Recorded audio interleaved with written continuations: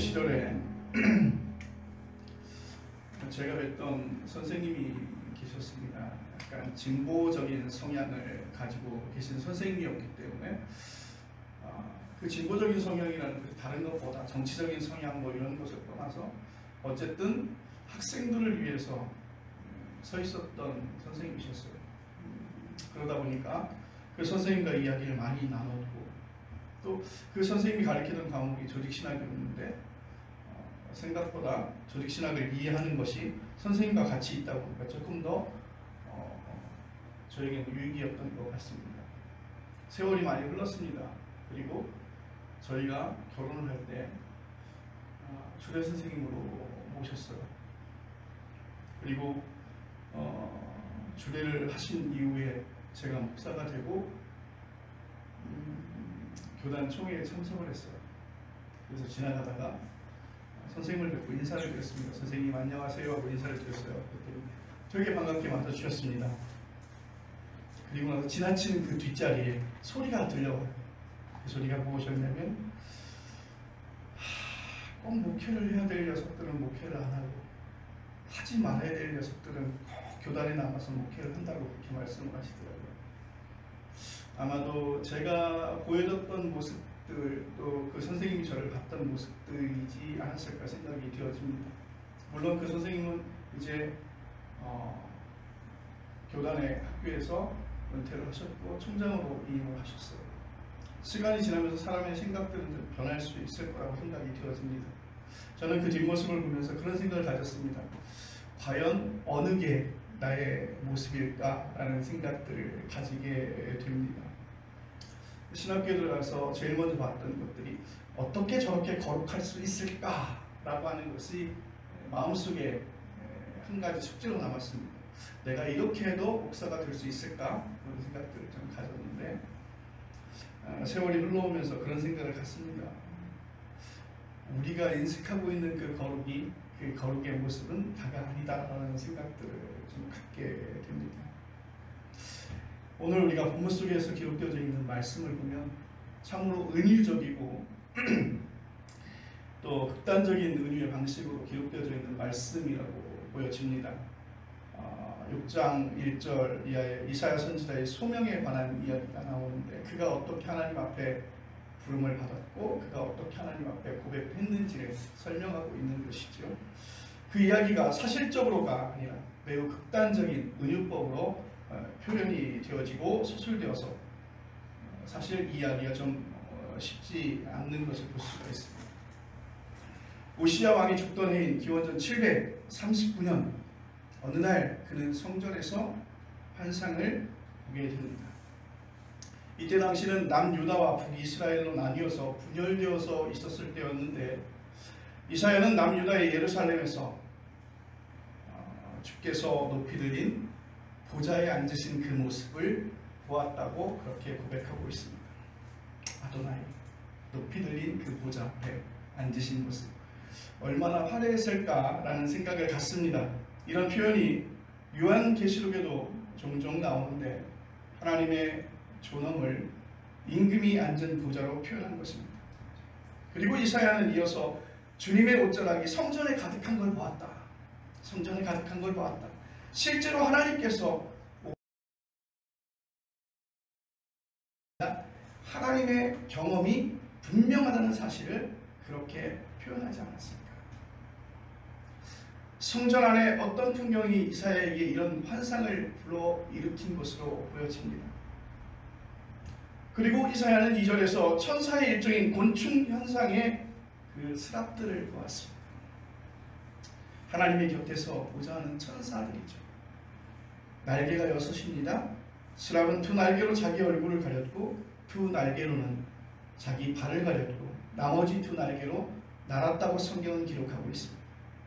하나님 앞에서는 천사들도 자기의 존재를 부끄러워할 수밖에 없어서 날개로 각각 얼굴과 발을 가렸다고 그렇게 표현하지 않았을까요?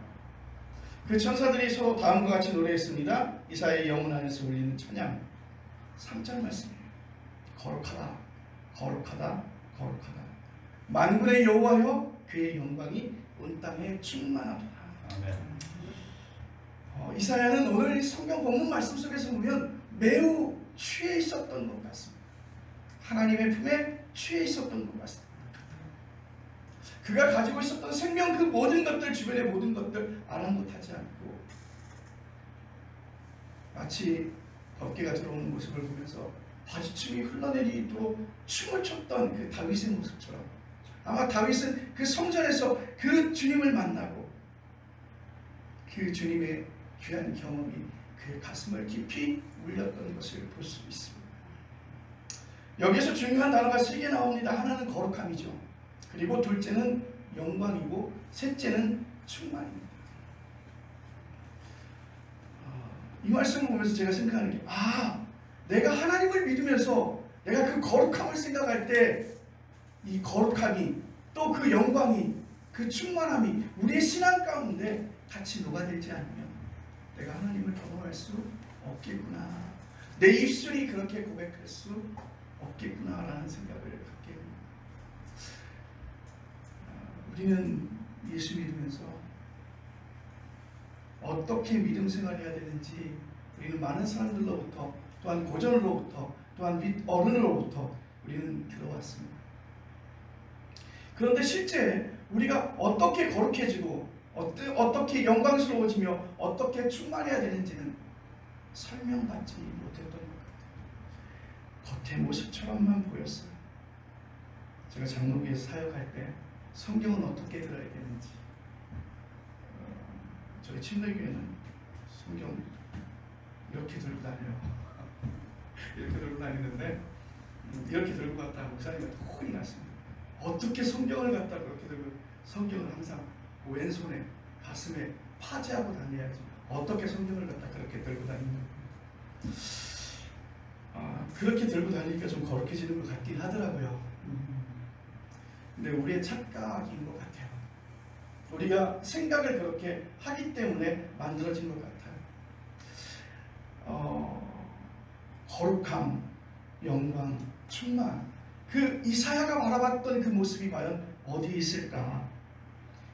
오늘 이런 경험이 여러분에게는 또 다른 모습으로 여러분의 신앙 가운데, 여러분의 믿음 생활 가운데 나타날 것입니다. 내가 만약에 이런 경험이 없다고 한다면 우리는 하나님을 인터넷 정보로서 검색해서 알 수 있는 정도의 그런 수준의 하나님으로 여기고 있다는 것이죠. 우리가 인생을 살면서 그저 들었던 어느 정도의 지식에 의해서 하나님을 이해하고 있는 것입니다. 여러분 딱하지 않습니까? 내가 시간을 들여 주의 전에 나오고 주님 앞에 기도하며 주님 앞에 시간을 드리는데 내가 그냥 들은 풍월 정도의, 아니면 인터넷에서 정보를 검색한 것에 그 정도 수준의 하나님을 한다면 억울하지 않을까라는 생각이 들어요. 우리가 이 시간, 우리가 시간을 내고 하나님 앞에 우리가 엎드려 기도할 때는 하나님께서 허락하시는 오늘 이사야가 경험했던 그 오늘 이 시간 우리에게 있어야 되지 않을까 생각이 되어집니다. 아멘. 그것이 바로 하나님을 경험하는 것 아닐까요? 하나님을 우리의 모습으로, 우리가 이해한 모습으로 하나님께서 우리에게 허락하시는 그 분량의 만큼 우리가 하나님을 경험하는 것 아닐까요? 제가 오늘 이 말씀을 제가 알 수 있는 수준에서 말씀을 드리도록 하겠습니다. 여러분의 생각과 다를 수도 있습니다. 비슷할 수도 있습니다. 그러나 한번 들어보십시오. 상투스 찬양이 나옵니다. 그 가사는 다음과 같습니다. 거룩하시다 거룩하시다 거룩하시다, 만군의 주 하나님, 하늘과 땅에 가득한 그 영광 높은데 호산나, 주의 이름으로 오시는 이여 찬양 받으소서, 높은데 호산나. 여러분, 세속적인 가치관이 팽배해 있는 지금 이 시대에 그 21세기 사람들에게 오늘 이 거룩하다라고 하는 그 표현, 그 단어는 매우 불편하게 생각될지도 모릅니다. 그렇죠. 교회 안에서 마찬가지잖아요. 우리가 믿음 생활을 어떻게 해야 되는지 아주 진지하게 이야기하다 보면 좀 불편한 감정들이 나올 수 있어요.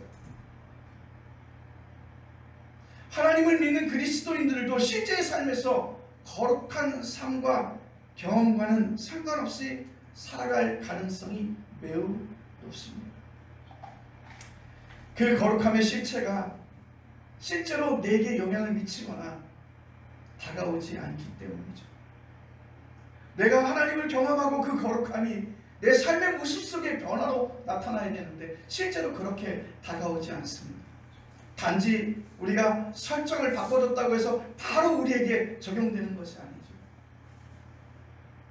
우리의 일상에서 현실로 여기는 것은 그래서 돈과 권력을 찾아가게 되는 것 같습니다. 좋은 직업도 연봉순으로 결정이 되어집니다. 배우자를 선택할 때도 연봉을 우선순위에 두고 있습니다. 세속적인 삶을 물론 무시할 수 없지요. 돈도 있어야 되고 명예도 있어야 되고 건강해야 됩니다. 저 돈 좋아해요. 명예도 좋아합니다. 또한 건강도 좋아합니다. 우리 일상적인 것은 우리가 그것 없으면 살기가 참 힘들어요.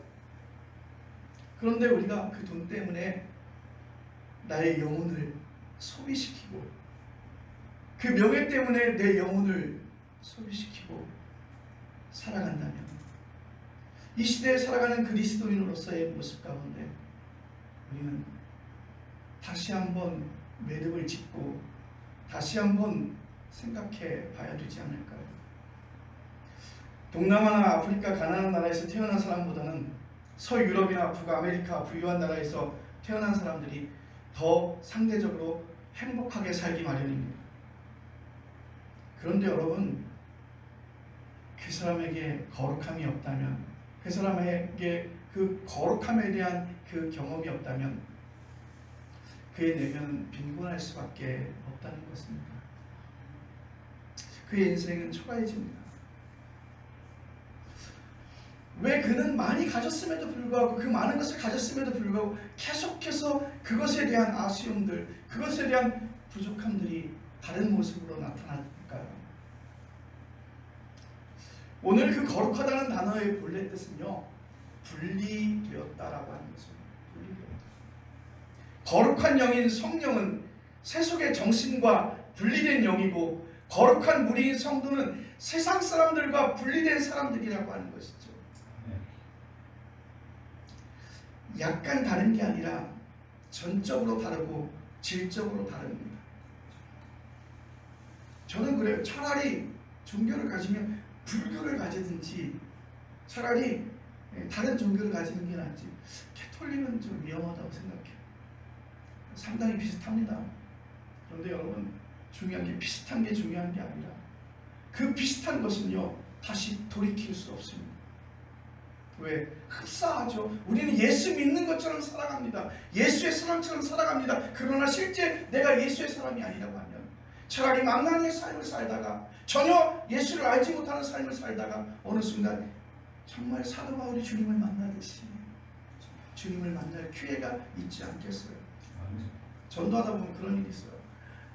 이번에도 이제 강의를 끝나고 오기 전에 관동대학에서 같이 강의했던 교수님들하고 서울에서 만났어요. 반갑게 만나서 저녁을 먹는데 그 주인 아주머니가 목사님들인가 봐요 그러더라고요. 한 분은 목사님이셨고 한 분은 그냥 집사님이셨어요. 그 집사님이 이 두 분은 목사님이라고 그랬더니 자랑스럽게 말씀하시더라고요. 우리 조카도 목사님인데요. 우리 아버지도 교회 다니시고 어머니도 교회 다니신대요. 그래서 제가 아버지 교회 다니는 거하고 어머니 교회 다니는 거 무슨 상관이 있습니까? 당신은 교회 다니십니까? 가끔 가신다는 거예요. 그래서 제가 거기서 당신 같은 분 예수 믿기가 정말 힘듭니다라고 얘기했어요. 차라리 주변에 예수 믿는 사람이 없다고 생각하고 또 그런 상황 속에 살아간다면 예수 믿을 확률이 훨씬 더 많아지는데 제가 경험한 바로는 참 그런 분들 예수 안 믿어요. 아버지가 목사님이고 주변에 있는 분들이 장로님이시고 크리스찬들인데 라고 입으로 말씀하시는 분들이 거의 교회에 잘 안 합니다. 비슷한 것 같아요. 나는 우리 아버지가 교회를 다니고 우리 어머니가 교회를 다니고 우리 조카가 목사라서 나는 크리스찬인 것 같아요. 그렇게 살다가 그렇게 죽는 거예요. 그리고 주님 앞에 설 거예요. 그때 그는 그럴 거예요. 주님, 나 크리스찬이에요 라고 이야기할 거예요.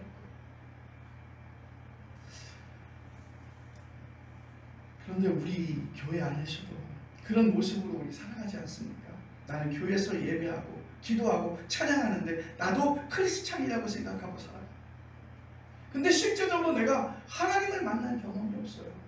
하나님을 경험한 그 사실이 내 마음속에 뜨거운 열정으로 살아남아 있어야 되는데, 펄펄 끓어야 되는데, 그래서 우리는 세상과 분리되지 못하는 거예요.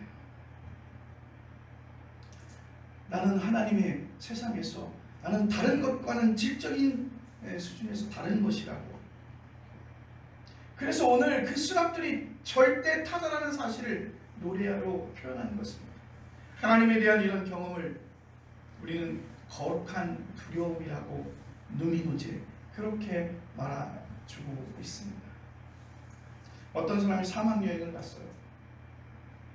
사막에서 텐트를 치고 그는 야영을 합니다. 그리고 그는 밤 하늘을 쳐다봅니다. 밤에서 별이 쏟아지는 것처럼 보여요. 유성도 흐릅니다. 사막 지평선 동서남북 너머로 온통 어두운 하늘과 별빛뿐입니다. 그 우주에 비어 있으면서 동시에 그 우주는 별빛으로 가득하죠. 여러분, 그 사람은 자기가 일상에서 전혀 경험해보지 못한 그런 현상 앞에서 정말 거룩한 두려움을 느끼지 않을까요? 두렵기도 하고 설레기도 할 것입니다. 우주라고 하는 시간과 공간 안에서 내가 얼마나 초라한지를 깨닫게 되고, 그리고 보잘것없는 존재라는 사실을 깨닫게 되고, 그 안에 자신이 지금 존재한다는 사실로 나는 이곳에 서 있어, 지금 이곳에서 나는 살아있어, 그렇게 존재로서의 희열을 느끼게 될 것입니다. 모세의 소명 이야기에도 출애굽기 3장 5절 말씀에 거룩함에 대한 경험이 기록되어져 있습니다. 하나님께서 모세에게 이렇게 말씀하셔요. 이리로 가까이 오지 말라. 내가 선 곳을 거룩한 땅이다. 내 발에서 신을 벗으라. 거룩함에 대한 경험은 사막이나 폭풍우나 쓰나미나 지진이나 화산 등등 거대한 자연현상에서 발생하는 것만은 아닙니다.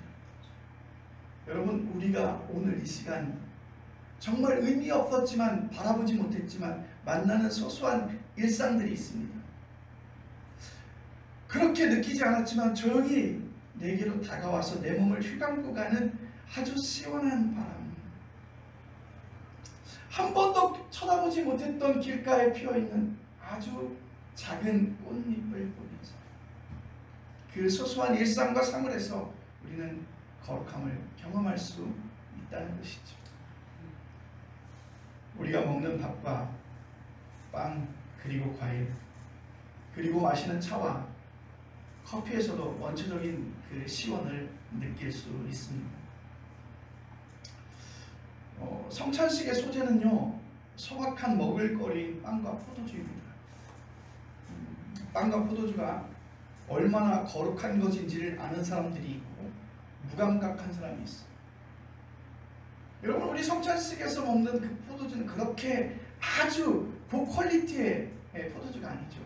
그 빵도 마찬가지입니다.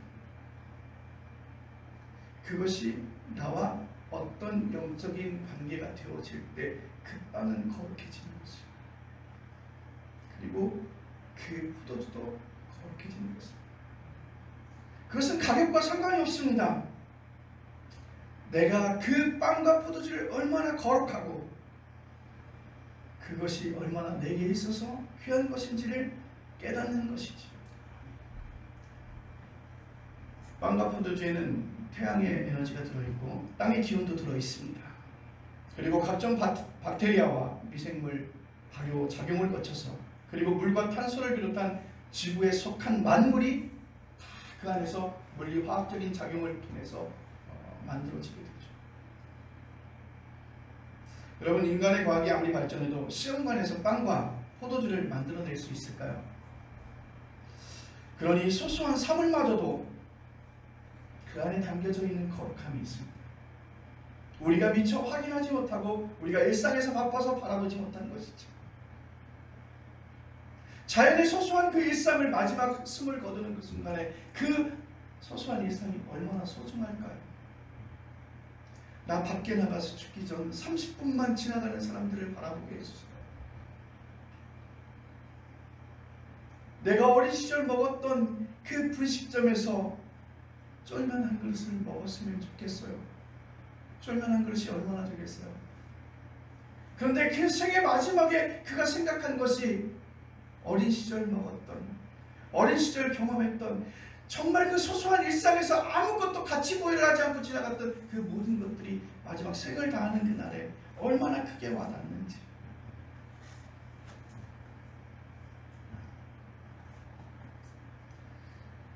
조금 더 자극적인 입맛을 우리는 요구하고 있습니다.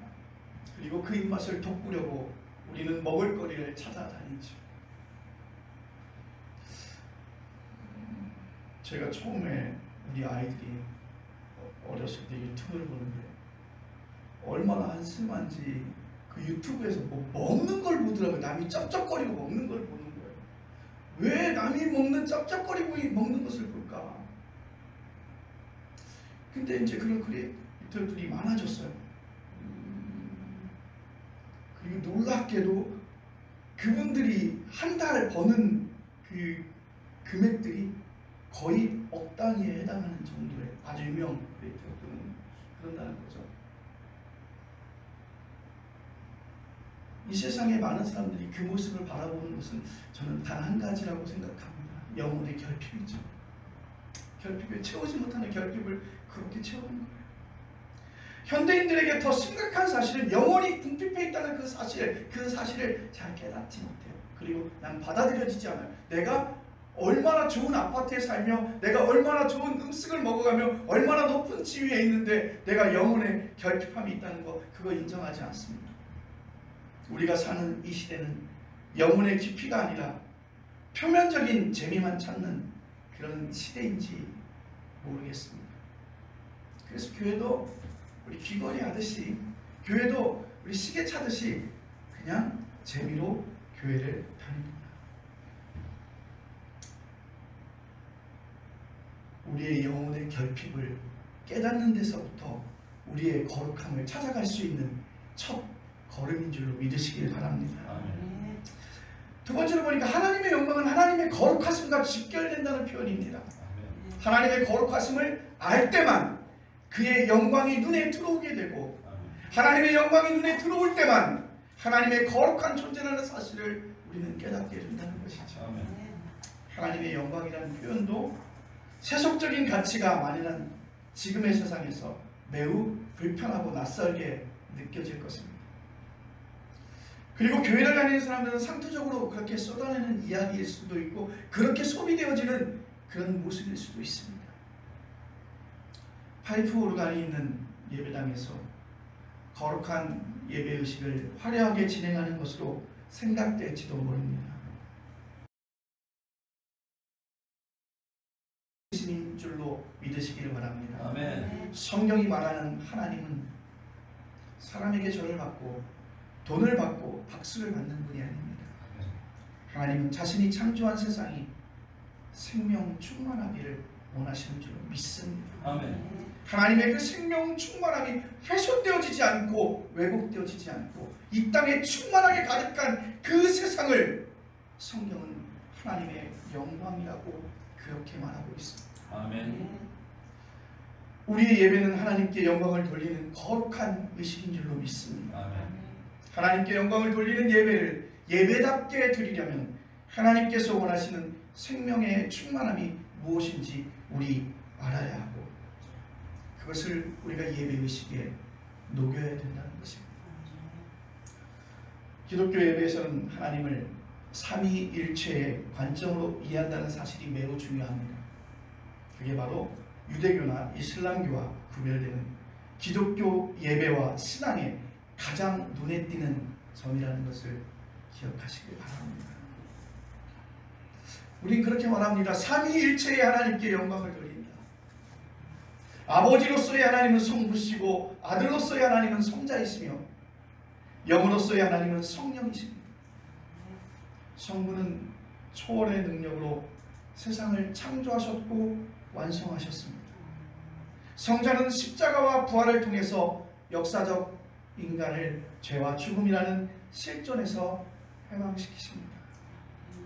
그리고 성령은 지금 우리가 생명을 생명답게 영위할 수 있도록 우리를 도와주신 영이십니다. 성부 하나님은 독단적으로 창조하지 않으시고 성자를 통해서 완성하셨습니다. 성자 하나님도 독단적으로 구원 사역을 수행하는 것이 아니라 성부와 성령에 의존하고 계십니다. 아멘. 성령 하나님 역시 성부 하나님과 성자 하나님 안에서 활동하십니다. 이런 설명이 너무 교리적으로 들릴 수도 있을 것입니다.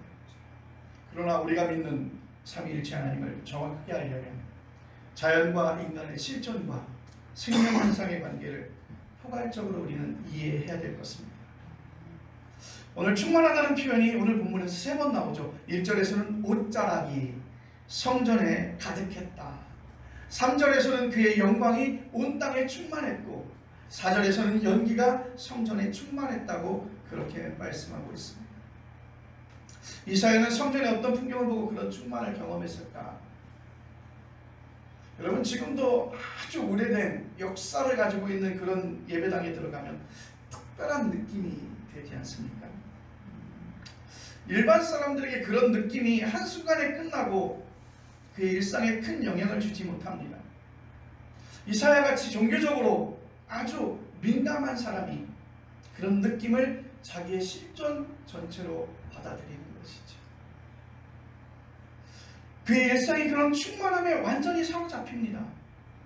위대한 작곡가들이 음악의 세계에 사로잡히듯이 충만은 다른 것을 채우지 않아도 기쁘고 자유롭고 평화로운 그 자리에 올라갈 수 있는 것입니다. 그래서 교회에서 종종 성령 충만을 말합니다.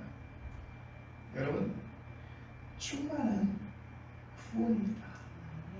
하나님의 영광이 온 땅에 충만하다는 사실은요, 하나님을 통해서만 그들의 삶이 충만해질 수 있고 즉 온전한 구원에 이룰 수 있다는 것이죠. 아멘. 하나님이 만드신 그 세상, 그 창조의 세계를 다시 회복되어지는 것입니다. 그리고 그들로 하여금 이 세상이 채워지는 것이죠.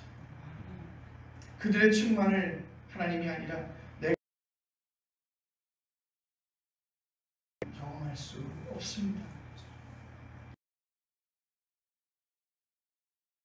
죽도록 그런 일을 찾아가고 있죠.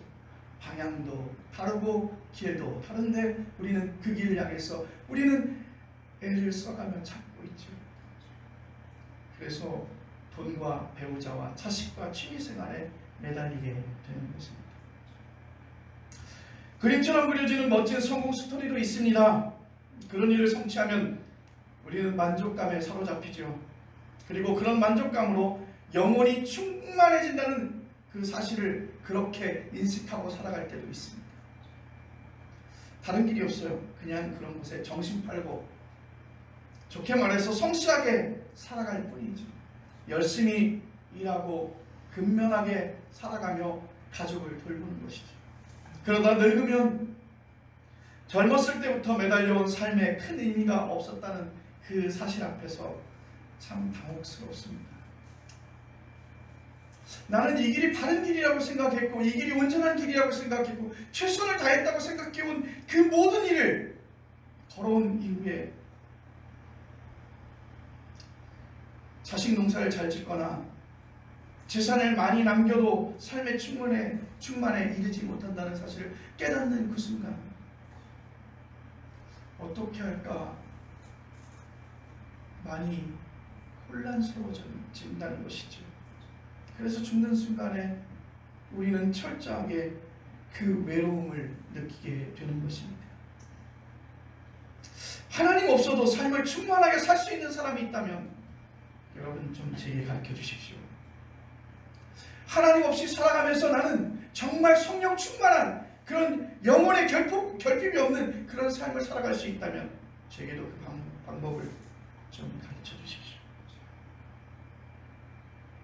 하나님의 영광이 온 땅에 충만하다는 말씀을 여러분 실감이 되십니까? 여러분이 다니는, 여러분이 움직이고 여러분이 삶에서 만나고 있는 많은 그 일상 가운데서 여전히 하나님은 존재하고 계십니다. 아멘. 그 일상의 소소한 일상 속에서 존재하는 그 하나님을 우리가 바라보지 못할 뿐이죠. 찾지 못할 뿐이죠. 왜? 하나님보다 더 귀한 것, 더 좋은 것에 우리의 생각과 우리의 시각과 우리의 마음이 그것을 뺏겨있기 때문인 것입니다. 여러분, 교회당 안에서만 하나님이 계시는 것은 아니에요. 예배 시간에만 하나님을 경험하는 것, 그것도 아니에요. 우리의 실존 자체가 하나님의 품이라는 사실을 기억하시길 바랍니다. 아멘. 그분의 사랑의 능력이시며 창조의 영이시며 우리와 늘 함께 하시는 분이라는 사실을 여러분 잊지 마시길 바랍니다. 아멘. 우리가 길을 가다가 잡초를 보았습니다. 거기서 하나님의 창조 능력을 느낄 수 있습니다. 하나님이 어떤 분이신지를 알면 만물이 거룩하게 보입니다. 병에 걸리고 사업이 망해도, 그리고 친구에게 배신당하고 그런 모습 속에 있으면서도 하나님의 충만을 느낄 수 있냐고 질문하고 싶으실 것입니다. 내 삶의 가장 어두운 질곡에 빠져 있었음에도 불구하고 내가 하나님의 충만을 느낄 수 있느냐, 그렇게 묻고 싶을 것입니다. 여러분, 우리가 어린아이와 같아서 다 파악하지 못할 뿐이지 사람들이 피하려고 하는 그런 운명에서도 하나님의 영광과 하나님의 선하심은 줄어들지 않는다고 저는 믿습니다. 아멘. 우리는 십자가에 처형당한 분을 하나님의 아들이요 그리스도로 믿는 사람들 아닙니까? 예수 그리스도의 그 아름다운 모습 아니죠. 우리 앞에서 고통스러워 울부짖는, 그리고 피를 쏟아가며 그 십자가에 달리신 그 모습을 보며 우리는 지금도 그 십자가를 보며 우리는 믿음을 키워가고 있습니다. 이사야는 하나님의 충만을 경험한 뒤에 자기의 실존이 죄에 물들었다는 사실을 깨닫습니다. 5절을 보면 화로다 나여 망하게 되었도다. 나는 입술이 부정한 사람이요 나는 입술이 부정한 백성 중에 거주하면서 만군의 여호와이신 왕을 배웠습니다. 충만을 경험했다면 하늘을 날듯이 좋아야 할 텐데, 내가 하나님을 경험했으면 정말 기뻐해야 될 텐데, 하나님을 경험한 그 순간 내가 얼마나 죄인이고 얼마나 부족한 사람인지 나약한 사람인지를 이사야는 깨닫게 되었습니다. 오히려 하나님을 경험한 그 순간 그는 오히려 저 나락으로 떨어지는 그 경험을 하는 것입니다. 누가복음 5장 1절로 11절에 따르면 예수의 제자들도 예수 앞에서 자기가 죄인이라는 사실을 고백했습니다. 왜요? 예수님의 영광을 그들은 보았기 때문이죠. 절대적인 세계를 보거나 듣거나 만난 사람은요 누구나 자기의 실존을 돌아보는 거예요. 마치 정말 귀한 분을 만났을 때 그 귀한 분을 바라보는 것이 아니라 내 모습을 막 뒤돌아보지 않습니까? 혹시 무엇이 묻었을까? 혹시 무엇이 예의가 안 맞았을까? 우리 그 모습을 보는데 하나님을 경험한 이사야에게서 가장 두드러지게 나타나는 현상이 무엇입니까? 내가 죄인이라는 사실, 내가 정말 부정한 사람이라는 사실을 이사야는 깨닫게 되었습니다.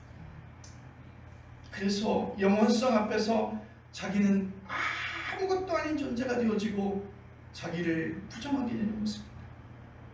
오늘 본문에는 죄인이라고 하는 이사야의 고백 뒤에 작은 퍼포먼스가 펼쳐지는데요.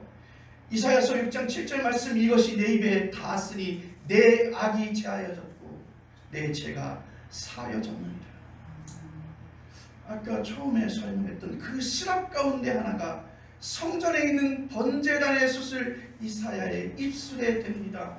이것이 내 입에 닿았으니 내 악이 제하여졌고 내 죄가 사여졌느니라. 이사야는 내가 누구를 보낼까 하는 소리를 듣고 이렇게 대답합니다. 내가 여기 있습니다. 나를 보내소서. 내가 여기 있습니다. 나를 보내소서. 소명의식의 발현입니다. 삶의 충만을 경험하고 인간 실존을 정확하게 뚫어본 사람은 생명의 말씀을 전해야 한다는 그 소명의식을 더 이상 피할 수 없었던 것이죠. 그리고 일상에서도 사랑에 빠진 사람은 그 사람 이야기를 다른 사람에게 알리고 싶어 합니다. 저는 세상에서 가장 불쌍한 사람이 비밀 연애하는 사람. 그 사랑하는 그 마음을 누군가에게 전해주고 싶은데 그것을 숨기고 살아가는 거 얼마나 힘들까요? 오늘 이제 이사야는 그러한 감정들이 생긴 거예요. 내가 하나님을 경험했어요. 그 하나님을 경험한 사실이 내가 죄인이라는 그 사실을, 실존 자체를 깨닫게 되어지고 내가 죄인을 만났는데 그 소식을 다른 사람에게 전하지 않을 수 없었어요. 그래서 고백합니다. 내가 여기 있습니다. 나를 품어줘서. 이사야가 성전에서 거룩함과 영광과 충만으로 묘사한 하나님의 경험이 인간 역사의 현실로 나타난 사건을 여러분에게 전하지 않을 수 없습니다. 그 사건에서만 우리는 일반 종교인으로서가 아니라 그리스도인으로서의 정체성을 확보할 수 있기 때문이죠. 누가복음은 예수의 출생 전승에서 천사들의 찬송을 이렇게 전합니다. 누가복음 2장 14절 말씀, 지극히 높은 곳에서는 하나님께 영광이요 땅에서는 하나님이 기뻐하시는 사람들 중에 평화. 골로새서는 하나님의 영광을 드러낸 예수 그리스도가 바로 생명 충만의 근거라고 이렇게 말해주고 있습니다. 그 안에는 신성의 모든 충만이 육체로 거하시고 너희도 그 안에서 충만하여졌으니 그는 모든 통치자와 권세의 머리라. 아멘. 여러분의 거룩하신 하나님의 그 영광과 삶의 충만한 가운데로 여러분 더 이상 주저하지 마시고 깊숙이 들어가시기를 바랍니다. 기도하겠습니다.